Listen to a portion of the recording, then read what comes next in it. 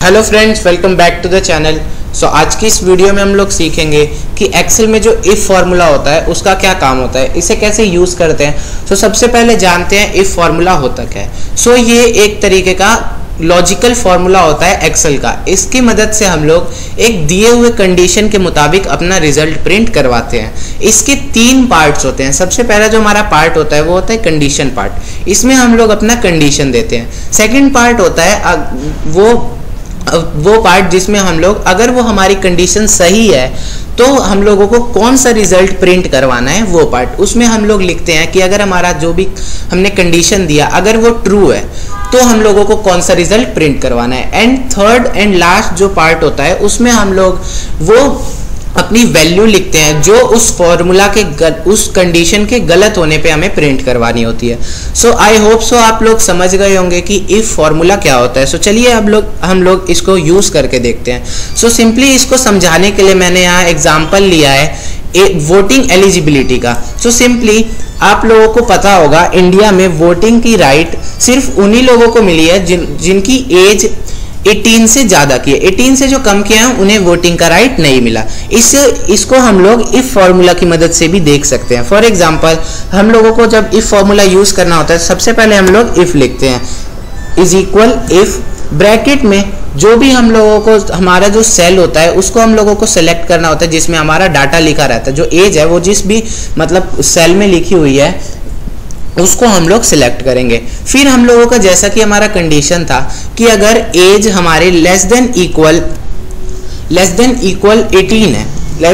18 है तब हम लोगों का कॉमा लगाएंगे क्योंकि हम लोगों का यहाँ पे फर्स्ट पार्ट खत्म हो चुका है। अगर एज हमारी 18 से कम है तो हम लोगों को जो हमारी ये फॉर्मूला राइट होने पे, कंडीशन राइट होने पे जो हमें प्रिंट करवाना है ना आउटपुट, उसे हम लोग लिख देंगे। जैसा कि आप लोगों को पता है अगर 18 से एज कम होती है तो हम लोगों को वोटिंग राइट नहीं मिलते। सो यहाँ पे हम लोग सिंपली लिख देंगे no right to vote. Okay, and यहाँ पे कॉमा देके हम लोग, अगर हम लोगों का कंडीशन ये फॉल्स हो जाता है, जो हम लोगों ने यहाँ कंडीशन दिया B2 is less than equal 18, तो अगर ये फॉल्स हो गया तब हम लोगों को कौन सी वैल्यू प्रिंट करवानी है वो हम लोग थर्ड पार्ट में लिख देंगे एक कॉमा डाल के। अच्छा, यहाँ पे जब भी आप लोग अपना कोई भी मतलब जो भी आप वैल्यू लिखें, अगर कंडीशन ट्रू या फॉल्स होने पे जो हमें प्रिंट करवानी होती है, तो अगर वो टेक्स्ट है या कोई भी नंबर है तो उसे लिखने से पहले हम लोगों को डबल कोट लगाना जरूरी है। उसके बिना वो चीज़ प्रिंट नहीं हो पाएगी। ओके, उसके बिना एरर दिखाएगा। सो सिंपली थर्ड पार्ट में हम लोग लिखेंगे कि अगर हम लोगों का कंडीशन फॉल्स होता है तो हमें कौन सी वैल्यू प्रिंट करवानी है।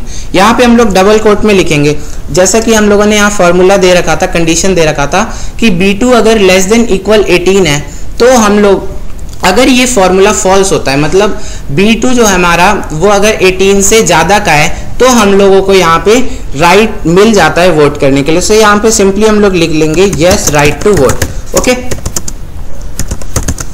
एंड ये लिख के हम लोग डबल कोट को क्लोज कर देंगे एंड ब्रैकेट को क्लोज करके एंटर कर देंगे। यहाँ पे हम लोगों का जिस तरीके से हमने कंडीशन दी थी और जिस तरीके से यहाँ पे वैल्यू दी गई थी उसके हिसाब से हम लोगों का यहाँ पे आंसर आ चुका है।